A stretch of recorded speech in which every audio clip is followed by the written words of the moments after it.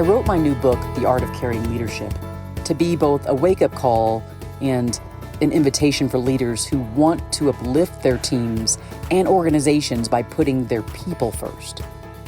Most of us think we care, but caring leadership is about doing, taking action in a way that makes a tangible difference to our teams and our workplaces. Now, more than ever, at any time in history, we need to know what leading with heart actually means for us, for our workplaces, and for the world. The Art of Caring Leadership is a practical guide that will help you decipher what caring leadership means in practice through a framework that uncovers the steps you can take every single day. If your people know you care, not just about what they do, but who they are and can become, they will move mountains. To pre-order your copy of the book, visit theartofcaringleadership.com.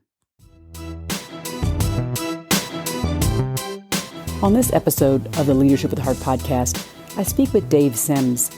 He founded his company some years ago and has really grown the company. The thing that hits me most about our interview is his focus on empowering his employees. The way he looks at it, he hired them to do the job he hired them to do, and he's going to trust them to do it. Listen in on our conversation and just see the humility by which he displays caring leadership. Enjoy. Hello, everybody. It's Heather, Leadership with Heart podcast. And today I'm so excited. I have Dave Sims on here.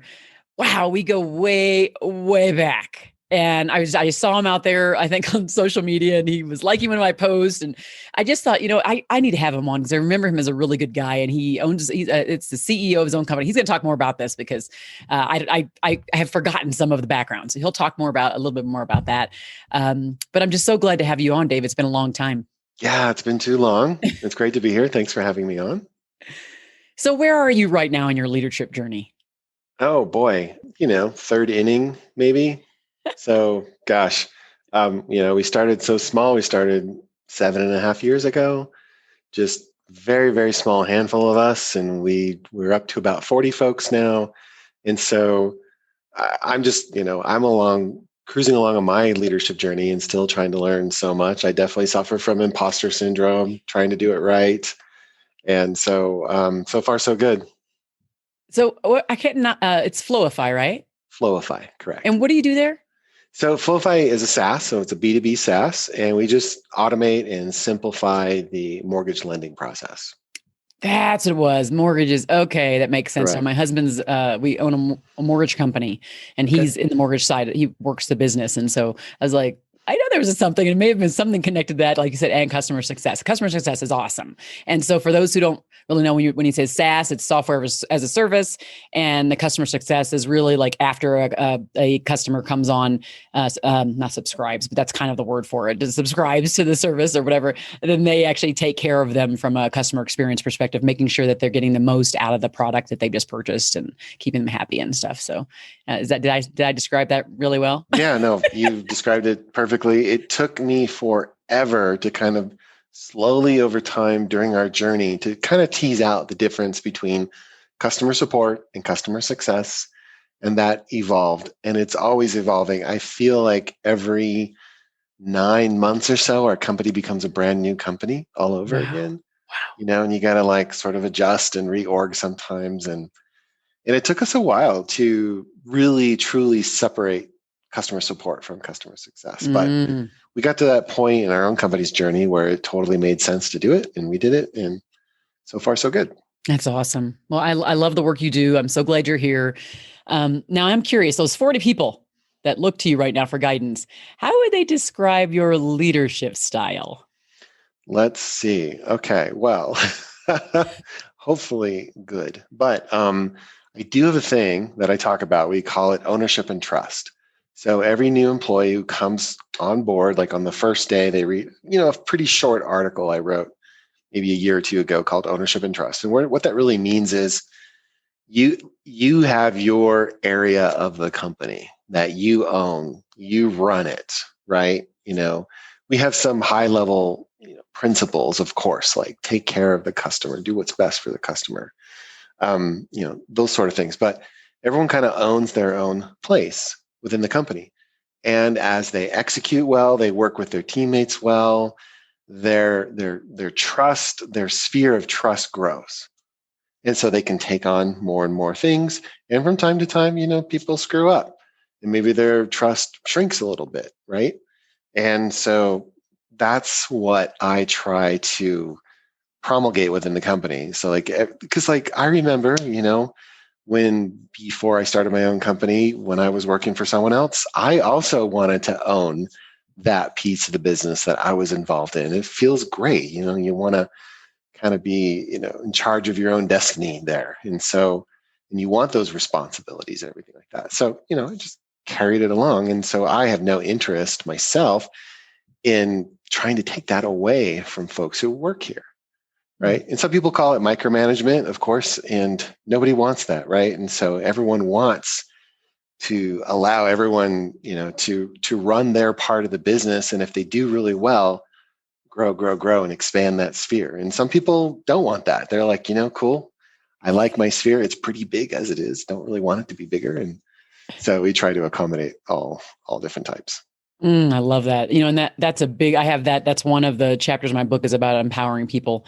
And that's what you're talking about. What you're describing right now is this idea. It's not delegation, it's empowerment. And it's in that empowerment and ownership combined is really powerful, particularly if you are there, if they know that you're there for them when they need you, then it's even more powerful because it's like, I know he's over there, but I don't need him yet. And so I'm going to keep doing my thing, but I know he's right there, And so I think that's the biggest part is making sure that I always say, make sure that you don't just, give it completely away and walk away. Right. But to say, here you go do your thing. And just know see that corner over there. I'm over there in that corner. And if you need to, you can access me. Right. Absolutely. That's a really great way to put it. I love that.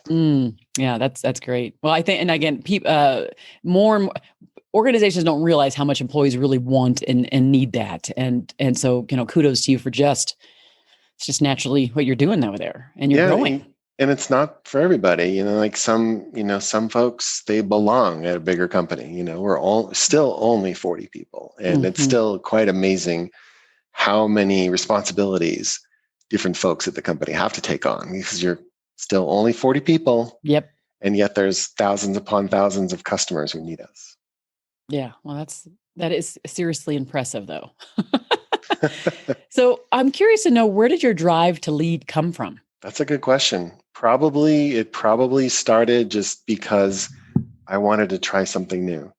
So I started a software company 21 years ago, and it's still going strong. And Floify itself spun out of that company back in 2013 when I wanted to try something else. I have zero background in mortgages, but I refinanced my home here in Boulder, and I used a local lender, and just going through the process, I thought, oh my goodness, this could be so much better. How much fun would it be to try to build software that would make, the work lives of the lenders and make the personal lives of the borrowers better. And I just thought it would be an incredibly fun journey. And it was a total stab in the dark. I had no clue whether it would turn out well or not. And fortunately it did. I've tried several different software companies, tried to launch them over the last 20 years, and only 2 have ever stuck. So sometimes it's just really fun to just try something new and see if it's going to work out. And I kind of know when to give up and walk away. And we almost walked away from Floify once, I remember, kind of in the early days. We weren't sure, but we made the bet to keep going. So where does it start earlier than that? I'm so curious because this idea of doing something new and fun, and the fact that you keep continuing to want to try more and more, keep doing it, and you fail and you just keep doing it. Did that start when you were a child? Were you always that way? I mean, maybe. I mean, I wasn't too unique. I remember in 7th grade, I sold bubble gum to my classmates. And my mom would take me to the store and we'd buy out all the bubble gum, and I'd sell it. And I don't know, but lots of kids do that too. It's like a paper route or a lemonade stand kind of. Mm-hmm. Yeah, but that entrepreneurial bug was there, still there. So I think so, maybe. Yeah, that's interesting. For me, I've always been I never really. my spirit has always been entrepreneurial. So where I'm like you, when you described earlier your style for other people, I would have loved a leader like you, the one who just says, go own it. Like, this is your place. I trust you, own it. That's the perfect place for my person, because I'm an entrepreneur type person. So I want to go own things and I want to move things along at my pace. I don't want people stopping me, So I went to high school, I went to college, I went to law school. Like, I just boom, boom, boom. I didn't take any breaks, and everything has always been that way for me, kind of boom, boom, boom. So I get where you're coming from with that, but I don't know. I was trying, for me, my drive is not about necessarily that. I think it's more just about, to be honest, being good enough. Yeah. This idea of right. this imposter syndrome. Yeah. Mm-hmm, I think it's a constant journey of just, it's a psychosis. It's a psychology of everything. Right. But that's what it is. That's the truth. I'm going to keep moving forward so I can really reach the goal. So I can finally have that good enough feel. It's just, weird. Yeah, I think you're right. And, a lot of us have it, and, it's just kind of normal. A lot of us get nervous. A lot of us aren't confident in certain situations. I think it's totally normal. Yeah. I don't feel too bad. It be who I be. I be who I be. Yeah. So. All right. So I'm curious to know, has there ever been a time, in your leadership journey when maybe you weren't the best version of you? You weren't the best leader. You maybe weren't so empowering. Maybe were a micromanager. I'd love to know what that looks like specifically. What story, that you can share with the listeners, and then what did you do to come out of it to really evolve to someone who really does trust?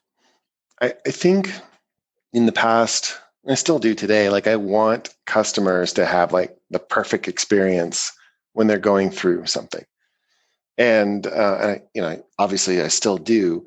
And it was harder for me previously, and I'm still working my way through it, right? It was harder for me to let go, a little too micromanagey, right?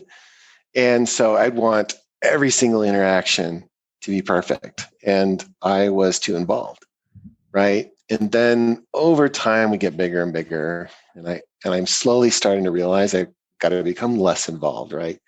And then I'm realizing that if someone doesn't lay down like this awesome, great experience, I'm slowly starting to learn it's really my own fault. Maybe I didn't give this person enough training. Maybe we didn't have enough weekly practice sessions. Maybe, I didn't empower them enough. And so slowly over time, I kind of turned it to me and say, like, if a customer doesn't get an experience up to the standard of what I would want to give, that's really my fault. And so what can I do to improve upon that? And so that was sort of the beginning of my journey. And I'm still very much on that journey. But it's just a mindset when you kind of turn it around and say, really, it's kind of my fault, or it is my fault. So what am I going to do? It's not like the person answering a support ticket. Is it their fault? No, because maybe I didn't show them all the ways. Maybe I didn't give them the role-playing experience for them to get confident. And that doesn't mean that people, sometimes people maybe need to be ushered into a different role or anything like that. But then you go into like different levels of, like, I think the word often used is counseling, for example, different things like that. But that to me at this point, where I don't do much here in the company anymore, like I don't write code anymore. I don't answer support tickets, really, things like that. I do still talk to customers. Awesome. So that's what I'm trying to work on is just sort of like instill within the company, like, communication. When there's 40 people, there's a lot more things that are getting dropped on the ground now than the days when there were like 4 or 5 of us. So for me, it's like definitely a continuing leadership journey that I'm still very much getting a grade of C on so far. Just your humility around it, says it all, which is why you're perfect for this show, because it's not like this cockiness of like, I've come so far and I'm pretty darn good. And yeah, I wasn't this way, some years ago, but now I'm here completely. And I think the emotional intelligence that goes into your response of like, yeah, I'm still in that journey. the journey, it's still happening, is critical for what I call the leader with heart, or the caring leader. You have to constantly be like looking internally, seeing what role do you play in the experience, what role do you play in the feelings, what role do we play in culture? What role do you play in the results? Instead of abdicating responsibility, pushing it off on everybody else. Now, having said that, I would give yourself a little bit more grace to say that every single one of us has to have leadership in our own shoes, whether we have a title or not. And so that, the call center rep who dropped the ball, yes, you may have been able to do something better, but I'm sure he or she did too. So the key with this is a balance between letting them realize, finding out from them by listening what holes and gaps may have been there, and then going to them and saying, well, how do you think that could have been done differently? Or what do you think might have gone wrong there? And helping them evaluate what they could have done better. Because when you take them through that part, instead of saying, you just screwed up, which you wouldn't do, I know, but you just, then they start to go, well, I guess what happens, I could have done this. And maybe if I would have had more of that. And, they may, obviously go, some people will continue to blame everybody around them. We don't want to really have people on our team like that, right? We want people like you who are always like, it's probably me, and being humble more on that side than the other side of like, nope, she did it, he did it, and I did none of it. Yeah. I mean, you make a perfect point when you just said, hey, let's review that previous conversation that you just had with a customer. Maybe we could have done this part of it a little bit better. Let's talk about that. I think that's a perfect example that you just put out. The question is no longer, is remote work here to stay? But rather, what does the future of remote work hold? And how can we best prepare for it? As the COVID-19 pandemic continues to take the world by storm, and employees continue to learn how best to work from home, keeping those employees engaged and productive has been an unprecedented challenge for leaders everywhere. At Employee Fanatics, we've been keeping our ears to the ground and intently listening to employees for months to discover what their needs are in this moment, and perhaps more importantly, how those needs will evolve in the coming months. Our new thought paper, Work from Home and Work from the Heart, Reimagining the Future of Remote Work and Employee Engagement, is the culmination of that careful listening process, and will guide you and every leader within your organization to reimagine the ways in which you can use work from home processes to engage and empower every team member. To download your copy, visit employeefanatics.com today. Scott McCarthy, he's somebody that was on the podcast too. He works for the Canadian Air Forces or whatever. And I might be saying that wrong, but he talks about this after action review, which happens when there's an issue that goes wrong. He circles everybody around and they all talk about it, even in front of the person who did the wrong thing.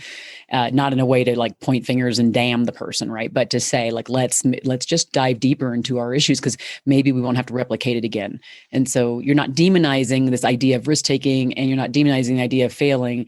You're making it be a part of the process. And then you get to a better place when you evaluate as a team. So I love his process. I love that idea. And I'm like, after action review, what did we do wrong? How did we, and it's not you, how did we screw this up really? What did we do? Absolutely. Like in the software world, I think I often hear that term after action report or root cause analysis, yes. What went wrong and why. And the last part, the most important part, how are we going to make sure this doesn't happen again, of course. Exactly. And yeah, I completely agree that those can be really, really good exercises. And it's hard when you're so busy. Everyone's so busy. Yeah. It's hard to carve out time for that. And it does take a little bit of discipline to do it. And it's hard in the face of all the things that we all have to get done every day. So many things. Yeah, but taking that time, boy, it is invaluable because number one, you keep customers longer because now you've learned how to not do that again. So you won't like mess up either a prospect or a customer that comes in. You keep the employee there because they've learned and they felt respected and kept their dignity through the process of the review. Right. So then you've done your job as a leader because now you're teaching through action and collaboration and discussion and stuff. So there's just a lot of good gravy dividends, I think, that come from that type of effort. Yeah, I couldn't agree more. It's great stuff. I know that I don't do it enough. I know that I don't encourage our leaders, internal leaders, to do it enough. And no, this is actually a very motivating conversation for me. Awesome. Yay. I'm curious to know, with being 40, but also being still just in that stage where you're just boom, boom, boom, and you guys are moving and everybody has these roles and you have business coming in. What do you do to create kind of this sense of belonging and welcoming inside your organization? Well, everyone's going to talk about COVID-19. And so we do have an office. We work from home, but we do have an office. And prior to COVID, people would come in generally on Wednesdays, right? And so that was our opportunity to have relationships. And so what I always like to say to kind of drive home the point there, in the developer world, there's a very strong culture of, hey, I should be able to remote work from, the North Pole, right? As long as I have good internet access, why should it matter? And we just have a different outlook. So all of our employees are here in Colorado. And pre-COVID, we would come in once a week. Post-COVID, here in Boulder County, we're under Code Orange. So we're allowed to have a certain number of employees. And so it's completely optional. So they can come in if they like. If they don't want to come in, they don't have to come in. And so from time to time, we do have folks come in. And it just really helps develop relationships. And what I was getting at earlier, I ask rhetorically people sometimes, do you think it would have worked out with you and your significant other if you only texted with each other and never met? Right? And so we know what the answer to that is. And we working together as a big professionals team, it's no different.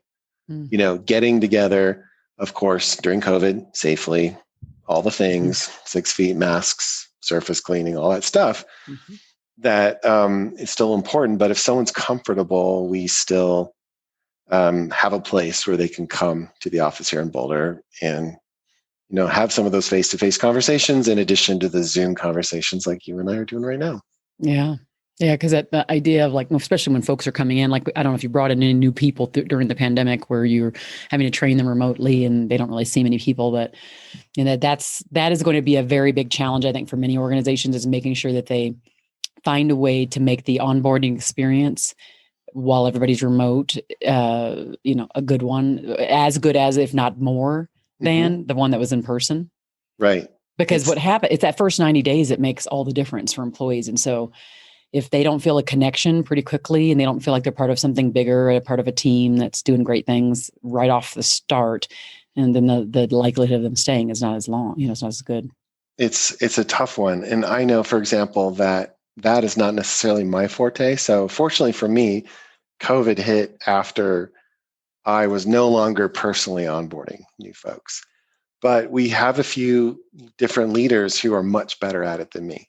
And so over the last 2-3 years, it's been great because new folks have been coming on to our teams, and other people who are much, much better at onboarding new folks than me are getting much, much better at onboarding them. And we've continued to hire throughout COVID, and we found a way that works. Nice. That's great. Yeah. Now, how do you continue to engage? Just you personally, because I know that you were purposely trying to remove so that other people could shine and rise up.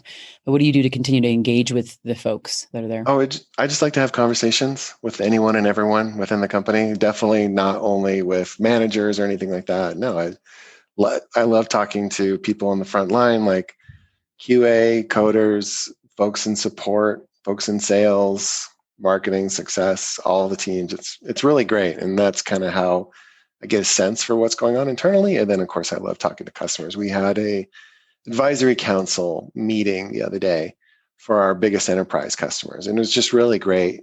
I saw them on Zoom, and some of them I hadn't seen, since the last meeting last summer.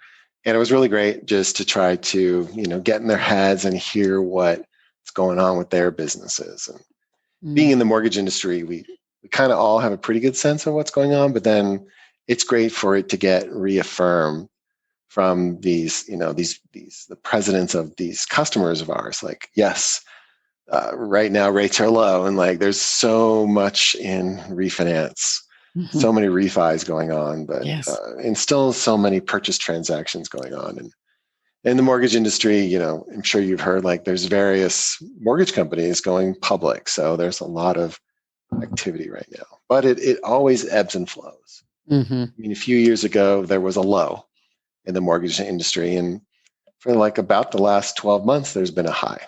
Yeah. Yeah, it has been a little nutty.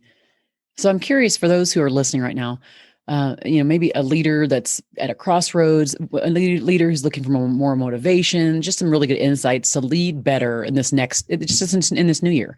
What might be a couple pearls of wisdom you'd leave them with? I look at my job as trying to put myself out of a job, right? And so I used to be more involved with coding. I used to be more involved with, support tickets and customer success. And over time, I've been able to put myself out of those jobs. And it's hard when you turn that over to other folks. And so one way that I think can be helpful to give me the confidence to turn it over to more folks is, when they come on and they slowly start taking over things, just stay in touch with them, stay close. And now I can also think about, what kind of training does the team need? Can I help eliminate obstacles? Can I get different teams talking to each other? Because we have 8 teams now. And sometimes maybe marketing doesn't talk to engineering, but they should, right? And so a lot of what I do and think about and worry about is how to facilitate those communications, of course, without having a 2-hour meeting every day. Mm-hmm. And so that's what I'm always kind of thinking about is, like, from the point where we interview a prospective new team member or someone's been with us for a year or two, how can they continue to grow within the organization, whether it's like a people management position or they just want to get so much better at their particular technical expertise. We have 2 tracks for that.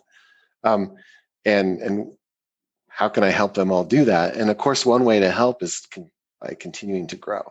Because when we grow, like, these new openings become available, right? Versus if we were just a flat organization with flat revenue and the openings weren't happening. So I do talk about that a lot too. Like, us growing our revenue, growing our profit actually also opens up a lot more opportunities for folks too. I love that. I love the openness. And I think we miss that a lot when we are, number one, we're larger organizations, but I think even, when we think about when we're not entrepreneurs, when we are a manager or a leader inside of even a large organization, we miss that kind of entrepreneurial talk where we share openly about where we're at and where we're tracking. And, oh, look, if we do this, here's what you can get. And here are all the carrots, here are all the benefits of that. So I think you're onto something there. And hopefully those that are listening that might even aren't a part of a very small organization, think about the ways that you are able to, hold out the future, inspire, this focus on the future and what the possibilities are for your team, and wait to see the results roll in as a result, right? And obviously being honest about it and knowing that there will be more opportunities there.